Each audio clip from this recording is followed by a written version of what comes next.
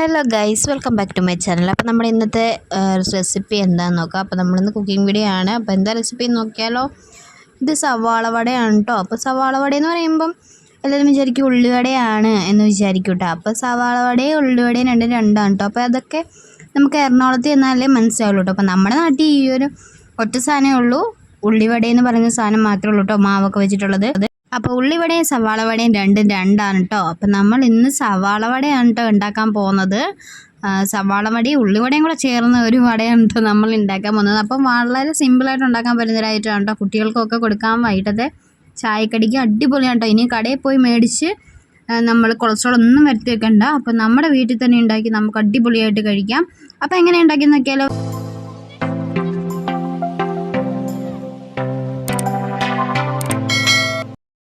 ആദ്യം തന്നെ 2 medium size സവാളയാണ് കേട്ടോ എടുക്കുന്നത്. സവാള തൊലിയൊക്കെ കളഞ്ഞ് വൃത്തിയാക്കി എടുക്കണം കേട്ടോ. അപ്പം സവാളയുടെ ഇതിൻ്റെ ഈ ഒരു കറുത്ത ഭാഗം, ഒരു കറുത്ത കാണുന്നില്ലേ, അതൊക്കെ നമ്മൾ നന്നായിട്ട് പൊളിച്ച് കളയണം കേട്ടോ. ആ ഒരു ലെയർ അതൊക്കെ അഴുക്കാണ്, വിഷമാണെന്നാണ് കേട്ടോ പറയാറ്. അപ്പോൾ അത് അറിയാമല്ലോ. അപ്പോൾ അതെല്ലാം പൊളിച്ച് നന്നായി ക്ലീനാക്കി കഴുകിയെടുക്കണം കേട്ടോ സവാള. അങ്ങനെ നമ്മളിങ്ങനെ നീളത്തിൽ വളരെ നൈസായിട്ട് വേണം കേട്ടോ അരിഞ്ഞെടുക്കാനായിട്ട്. കനമൊന്നും പാടില്ല. നൈസായിട്ട് അരിഞ്ഞെടുത്തിട്ട് എരിവ് വേണമെന്നുണ്ടെങ്കിൽ കുഞ്ഞുമക്കൾക്കൊക്കെ കൊടുക്കാൻ വേണ്ടിയിട്ടാണെങ്കിൽ പച്ചമുളക് ഇടണ്ട. അപ്പം പച്ചമുളക് ഞാനിപ്പോൾ എടുക്കുന്നുണ്ട്. ഒരു പച്ചമുളക് കുനുകുനാന്നരിഞ്ഞാണ് കേട്ടോ. അതും സവാളയും ഇഞ്ചിയും വെളുത്തുള്ളിയും കൊത്തിപ്പൊടിച്ചതും കൂടെ ചേർത്ത് നന്നായിട്ട് ഞെരടി എടുക്കുന്നുണ്ട് കേട്ടോ. അപ്പോൾ നന്നായിട്ട് നമ്മുടെ സവാളയൊക്കെ വെവ്വേറെ ആയിട്ട് കിട്ടും കേട്ടോ. അപ്പോൾ ഇതിനകത്തിലേക്ക് ഞാൻ നമ്മൾ പൊടികൾ പ്രത്യേകം ശ്രദ്ധിക്കണം. നമ്മൾ സവാളയെക്കാട്ടിലും മുന്നേ നിൽക്കാൻ പാടില്ല കേട്ടോ പൊടികൾ. 1 കപ്പ് പകുതിയാണ് കേട്ടോ ഞാൻ എടുക്കുന്നത്. മൈദ, കടലമാവ്, റവ, മുളക് പൊടി, മഞ്ഞൾപ്പൊടി, ഉപ്പ്, വെള്ളം. ആവശ്യത്തിന് വെള്ളം ഒഴിച്ച് മാത്രം ഒന്ന് നമ്മൾ ഞെരടിയെടുക്കണം കേട്ടോ. അപ്പോൾ പൊടികൾ പ്രത്യേകം ശ്രദ്ധിക്കണം. സവാളയ്ക്ക് മുന്നേ പൊടികൾ നിൽക്കാൻ പാടില്ല. സവാള തന്നെ ആയിരിക്കണം ഏറ്റവും കൂടുതൽ. പൊടി ഒരു സ്വല്പം മാത്രം മതിയാവും. നന്നായിട്ട് ഞെരടിയെടുക്കണം കേട്ടോ. നമ്മൾ വെള്ളം ആവശ്യാനുസരണം മാത്രം ഒഴിച്ച് കൊടുത്താൽ മതി കേട്ടോ. ഒത്തിരി വെള്ളം പോലായി പോകേണ്ടത് ഈ ഒരു കൺസിസ്റ്റൻസിയിലാണ് കേട്ടോ നമുക്ക് കിട്ടേണ്ടത്. അപ്പോൾ നമ്മൾ എണ്ണയൊക്കെ ഒഴിച്ച് ചുട്ടെടുക്കാൻ പോകുന്ന പാത്രത്തിലേക്ക് എണ്ണ ഒഴിച്ചു.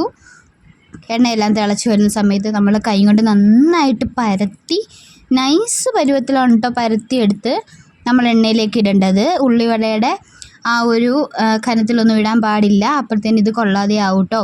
അപ്പോൾ സവാള വട എന്ന് പറയുന്നത് ഇങ്ങനെയാണ് കേട്ടോ. നൈസായിട്ട് പരത്തി നമ്മൾ കയ്യിൽ തന്നെ പരത്താന്നേ ഉള്ളൂ കേട്ടോ. വേണമെങ്കിൽ ഇച്ചിരി വെള്ളം നമ്മുടെ കയ്യിലോട്ട് എണ്ണയോ തടവിയിട്ട് നമുക്കിങ്ങനെ പരത്തി നമുക്കിട്ട് കൊടുത്താൽ ഒരു സൈഡ് മൂത്തതിന് ശേഷം അടുത്ത സൈഡ് നമുക്ക് തിരിച്ചിട്ട് കൊടുക്കാം.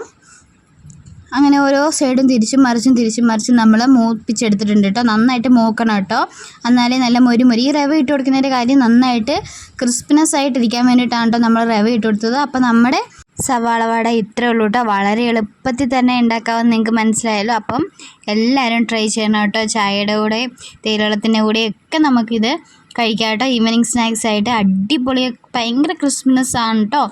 അപ്പം തീർച്ചയായിട്ടും നമ്മുടെ വീഡിയോ ഒക്കെ ഇഷ്ടപ്പെട്ടെങ്കിൽ നിങ്ങൾ സബ്സ്ക്രൈബ് ചെയ്യണം, സപ്പോർട്ട് ചെയ്യണം. അപ്പം നമുക്കിനി മറ്റൊരു വീഡിയോയിലൂടെ കാണാം. Bye, see U.